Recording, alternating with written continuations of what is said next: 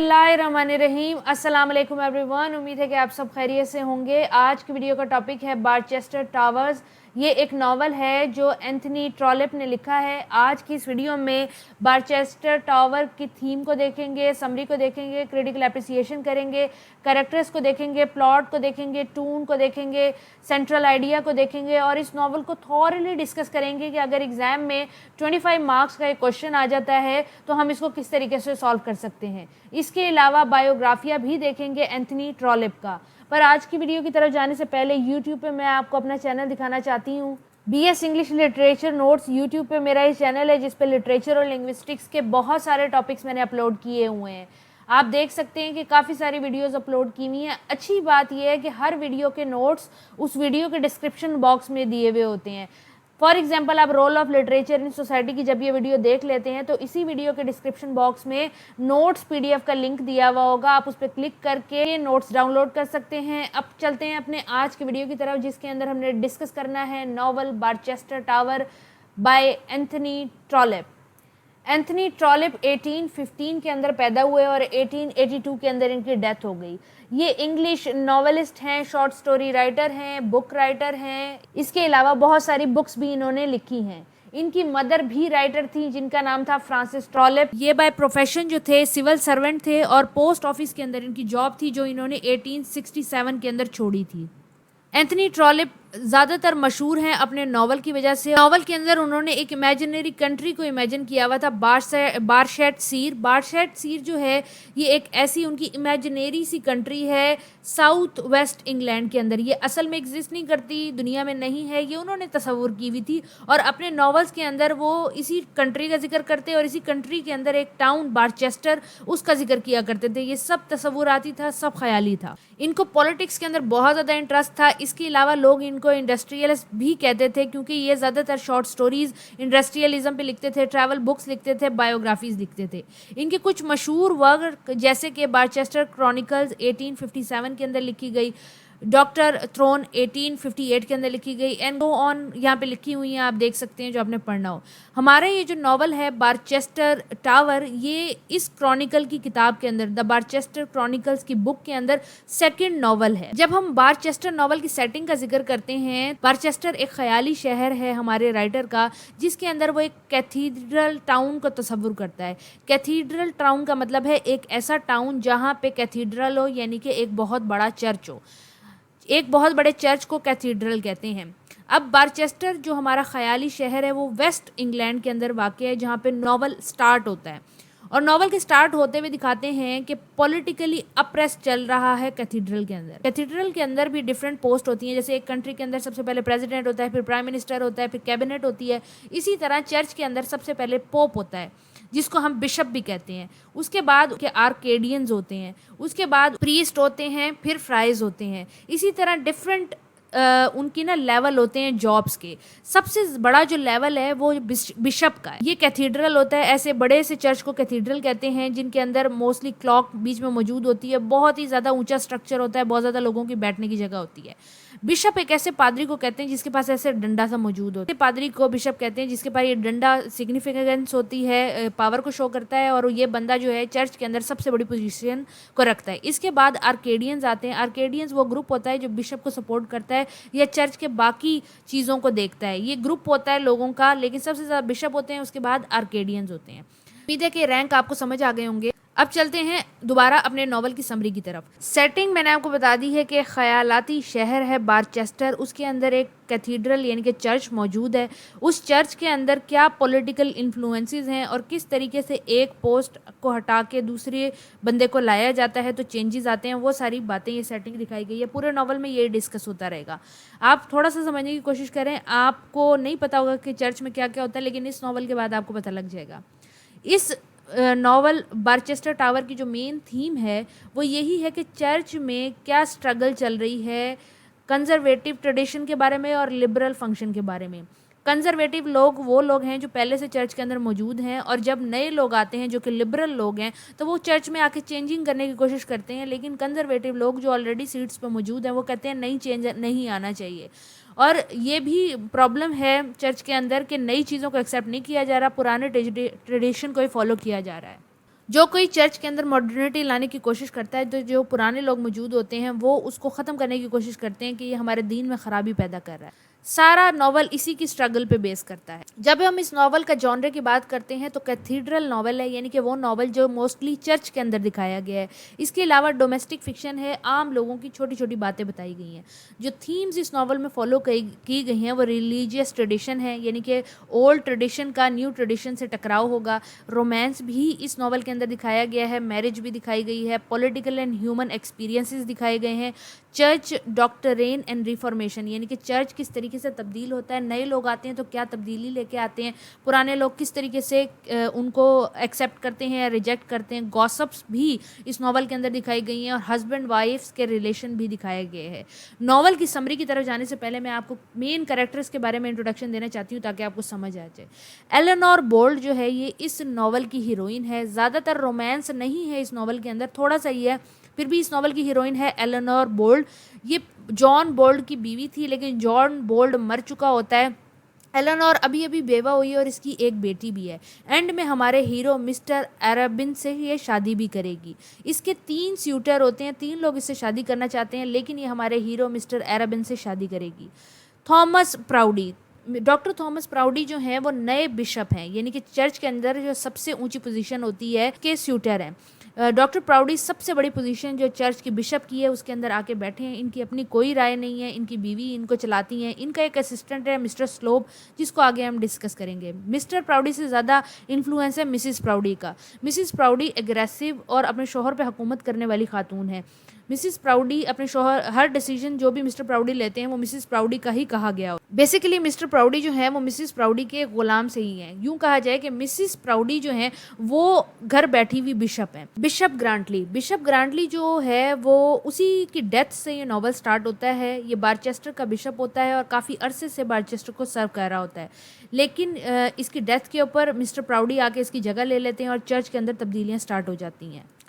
Mister slope जो हैं वो मिस्टर प्राउडी के चमचे हैं, असिस्टेंट हैं और मिसिस प्राउडी के साथ साथ रहते हैं मोस्टली, लेकिन जैसे ही एलेनोर से मोहब्बत में पड़ते हैं ये मिस्टर और मिसिस प्राउडी को छोड़ देते हैं और उनकी तरफ मिल जाते। मिस्टर हार्डिंग जो है हमारी हीरोइन के अब्बा हैं, काफ़ी रिस्पेक्टफुल मैन हैं, प्रिंसिपल मैन हैं और इनके लिए एक इम्पॉर्टेंट पोजीशन है इस प्ले के अंदर, फर्दर उसको डिस्कस करेंगे। मिस्टर बर्टी जो हैं ये एक स्यूटर हैं एलेनोर बोल्ड के, लेकिन इनका ज़्यादा रोल नहीं है प्ले के अंदर। फ्रांसिस आराबिन ये एक स्कॉलर हैं और क्लर्जी मैन हैं, यानी कि कैथीड्रल के काम किया करते हैं, स्पीचेस दिया करते हैं, काफ़ी अच्छे जेंटल हैं, नॉलेजेबल हैं और आखिर में हमारे हीरो भी यही हैं क्योंकि एलेनोर से ये शादी भी करेंगे और ये डीन भी बनेंगे बारचेस्टर के। मेडेलाइन ने आपको सिनोरे कहलाती हैं क्योंकि इटली से आई हैं। ये हैंडीकैप हैं और स्लोप से शादी करना चाहती हैं लेकिन कर नहीं पाएंगी। उम्मीद है कि आपको कैरेक्टर समझ आ गया होगा। थोड़ा सा प्लॉट की समरी मैं आपको बताती हूँ, फिर डिटेल समरी डिस्कस करेंगे। ये नॉवल बहुत ज़्यादा आसान है अगर आप चर्च के बारे में थोड़ा सा समझ लेंगे तो। अगर हम इस नॉवल की प्लॉट की समरी की बात करें तो इस बारचेस्टर टावर के नॉवल के अंदर 2 प्लॉट चल रहे हैं। एक प्लॉट दिखाया जाता है कि किस तरह चर्च के अंदर जो सीट्स होती हैं, जैसे कि बिशप की हो गई, वार्डन की हो गई, आर्केडियन की हो गई, क्लर्जी मैन की हो गई, उसके लिए डिफरेंट लोग किस तरीके से पॉलिटिकल गेम्स खेल रहे होते हैं, चाले चल रहे होते हैं, बातें कर रहे होते हैं, गॉसिप्स कर रहे होते हैं ताकि वो उस पोजीशन पे आ जाएं, वो सीट हासिल कर लें। जैसे गवर्नमेंट के अंदर डिफरेंट सीट्स होती हैं डिफरेंट स्केल की, इसी तरह चर्च के अंदर भी डिफरेंट स्केल की सीट्स होती हैं। तो वार्डन के लिए मोस्टली 2 पार्टीज़ लड़ रही होती हैं, जिनके अंदर मिस्टर मिसिस प्राउडी आते हैं और मिस्टर स्लोप आते हैं। एक ग्रुप हो गया ये, और दूसरा ग्रुप होता है आर्केडियंस का, जिसमें हमारी एलेनोर आती है जो हमारी हीरोइन है, मिस्टर एराबिन आते हैं, इसके अलावा डिफरेंट आर्केडियंस आते हैं। ये दोनों ग्रुप आपस में लड़ रहे होते हैं डिफरेंट चर्च की पोजीशन के लिए। पहली पोजीशन के लिए जो लड़ते हैं वो वार्डन की पोजीशन होती है और दूसरी जो पोजीशन के लिए लड़ते हैं वो डीन की पोजीशन होती है। वार्डन की पोजीशन एक ऐसी पोजीशन होती है कि जो चर्च के अंदर रूल एंड रेगुलेशन का ख्याल रखता है, बिशप के अंडर होता है और बिशप इसको बताता है कि किस तरीके से रूल एंड रेगुलेशन को ओबे कराना है। इसके अलावा जो दूसरा प्लॉट इसी नॉवल के अंदर चल रहा होता है वो ये होता है कि एलेनोर के 3 सूटर होते हैं। एलेनोर एक न्यूली विडो होती है, यानी कि अभी बेवा हुई होती है और इसका एक बच्चा होता है। इससे 3 लोग इस नॉवल में शादी करना चाहते हैं होते हैं, मिस्टर स्लोप, मिस्टर बर्टी और मिस्टर आरबेन। लेकिन आखिर में हमारा हीरो मिस्टर आरबेन मिस एलेनोर के साथ शादी कर लेगा।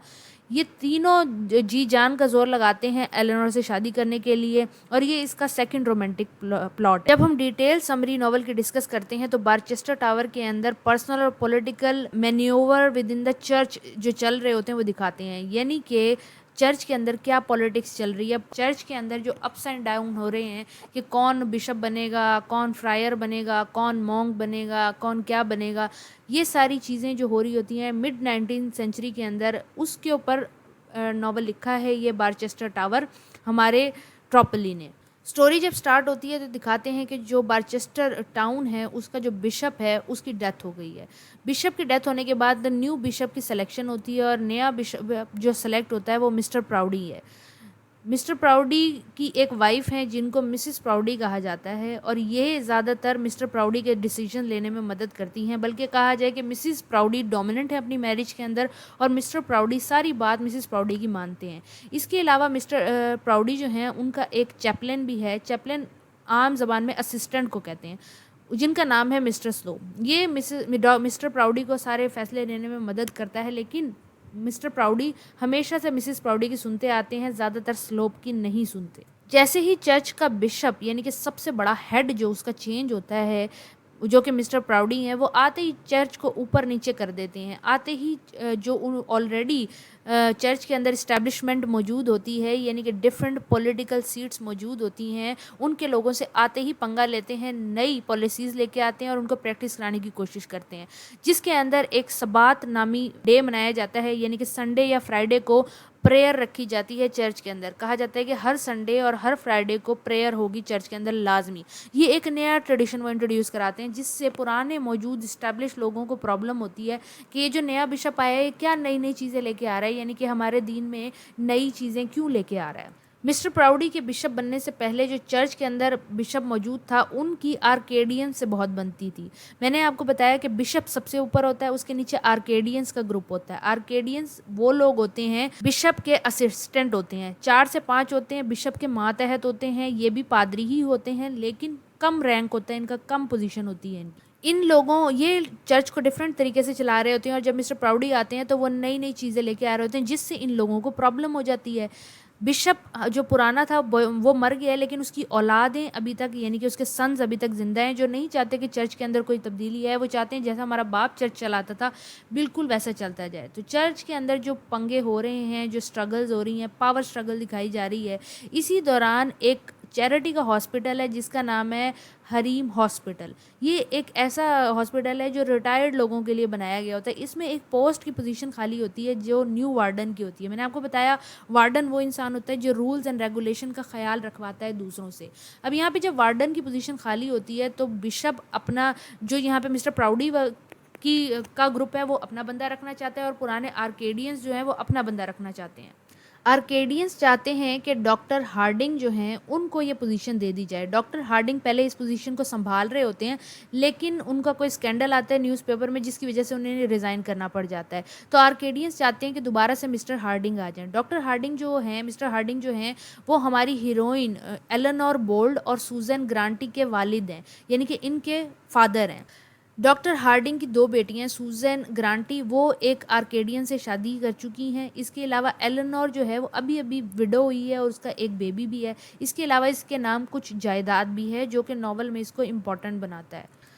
मिसिस प्राउडी और मिस्टर स्लोप की नॉवल के शुरू में तो बहुत ज़्यादा बनती है, लेकिन आखिर में उनकी बनना बंद हो जाती है, क्योंकि जैसे ही वार्डन की पोजीशन आती है तो मिसिस प्राउडी और मिस्टर प्राउडी चाहते हैं कि मिस्टर क्योरीफुल को ये पोजीशन दे दी जाए। मिस्टर क्योरीफुल जो होते हैं ये एक गुड प्रीचर हैं, अच्छे हैं, लेकिन बहुत ज़्यादा पुअर है और उनके 14 बच्चे हैं। इस पे मिस्टर और मिसेस प्राउडी इनको ये पोजीशन देना चाहते हैं, लेकिन मिस्टर स्लोप जो हैं वो एलेनोर से इस दौरान मोहब्बत में पड़ जाते हैं और रियलाइज़ होता है कि एलेनोर से अगर मैं शादी कर लूँगा तो मेरे पास कुछ पैसे भी आ जाएंगे। तो वो अपना ग्रुप चेंज कर लेते हैं, यानी कि वो मिस्टर प्राउडी के ग्रुप से निकल के मिस्टर हार्डिंग्स और आर्केडियंस के ग्रुप में शामिल हो जाते हैं। अब इस नॉवल के अंदर 2 ग्रुप बन जाते हैं। मिसिस प्राउडी का ग्रुप कि वो मिस्टर जो बिशप हमारे पास है, मिस्टर प्राउडी जो हमारे पास मौजूद हैं, उनसे अपने काम निकलवाने चाहती हैं, और मिस्टर स्लोप जो हैं वो बिशप के असिस्टेंट हैं, वो चाहते हैं कि वो उनके काम कर दें। मिस्टर स्लोप जो हैं वो एलेनोर से मोहब्बत में पड़ जाते हैं। उनकी फैमिली जो है वो घबरा जाती है क्योंकि एलेनोर भी मिस्टर स्लोप से मिल रही होती है और मिस्टर स्लोप तो करना ही शादी चाहते हैं एलेनोर से। इस बात से सारे लोग जो हैं वो बाखबर हो रहे होते हैं। अब उनकी फैमिली बड़ी परेशान होती है कि कहीं एलेनोर मिस्टर स्लोप से शादी ना करे। मिस्टर स्लोप नेचर के इतने अच्छे नहीं होते और इनकी फैमिली भी इनको पसंद नहीं करती। एलेनोर को थोड़ा बहुत अंदाजा होता है लेकिन वो फिर भी मिस्टर स्लोप से मिलना जारी रखती है ताकि मिस्टर स्लोप का दिल ना टूटे। बजा वो उनसे शादी नहीं कर सकती लेकिन वो उनसे मिलना तो नहीं छोड़ेगी। स्टोरी में मजीद कॉम्प्लिकेशन बढ़ते हैं जब एक और फैमिली जिनका नाम है स्टैन हॉप फैमिली, ये इटली से वापस आते हैं इंग्लैंड के अंदर। डॉक्टर स्टैन होप जो हैं ये भी एक प्रीचर हैं चर्च के और चर्च में अपॉइंटेड हैं एक सीट के ऊपर, लेकिन ये इंग्लैंड में रहते ही नहीं। ये नौकरी इंग्लैंड में करते हैं लेकिन रहते इटली में है, यानी कि जॉब कहीं पे और अय्याशी कहीं पे कर रहे हैं। ये अपने दोनों बच्चों को इटली में ही पैदा करते हैं। इनकी दो बेटियां हैं। एक जो इनकी बड़ी बेटी शार्लेट है वो अपने लेजी बेटी बर्टी के लिए कोई अच्छा स्यूटर ढूंढ रही होती है। वो इसलिए क्योंकि बर्टी अच्छी नेचर का होता है लेकिन लेजी बहुत होता है। एक और बेटी है उनकी मेडेलाइन जो कि हैंडीकैप है, यानी कि पैरों से वो चल नहीं सकती और वो इसकी वजह से है क्योंकि उसके पुराना शौहर उस पर बहुत ज़्यादा जुल्म करता था। मेडेलिन जो है वो अपने आप को सिनियोरा कहलाना पसंद करती है। इटालियन में सिनियोरा जो है वो औरत को कहा जाता है। सिनियोरा यानी कि मेडेलिन जो है वो मिस्टर स्लोप से शादी करना चाहती है, उसको पसंद करती है और उनको सीड्यूस करना स्टार्ट भी करने लगती है। और बर्टी जो है वो एलेनोर से शादी करने की कोशिश करता है। वो इसलिए क्योंकि एलेनोर के नाम कुछ पैसा होता है। शार्लेट भी यही चाहती है कि बर्टी एलेनोर से शादी कर ले ताकि उसका जो डेब्ट है यानी कि उसका जो उधार है वो तो उतरे। अब दो पावर ग्रुप मौजूद होते हैं इस नॉवल के अंदर, एक बिशप का ग्रुप और एक आर्केडियंस का ग्रुप। दोनों आपस में स्ट्रगल कर रहे होते हैं कि ज़्यादातर पोजीशन बिशप चाहता है कि मेरी तरफ आ जाए और आर्केडियन चाहते हैं कि मेरी तरफ आ जाए। इसी दौरान आर्केडियंस जो लोग हैं वो कहते हैं कि हम एक और स्कॉलर को बुलाते हैं जो कि रिलीजियस प्रीचर हो और हमारी पोजीशन ज़्यादा स्ट्रांग हो। अब जो हमारी कहानी का हीरो है मिस्टर एराबिन वो एंटर होते हैं। कहानी के अंदर इनको एक पोजीशन दी जाती है प्रीचर की और स्टैनवुड नामी एक चर्च के अंदर छोटी सी पोजीशन दी जाती है जहाँ पे आके सेटल हो जाते हैं। मिस्टर अर्बिन जो हैं वो एक ओल्ड आदमी हैं लेकिन अनमैरिड हैं और ऑनेस्ट हैं और उसके अलावा देखते ही एलेनोर से मोहब्बत में पड़ जाते हैं।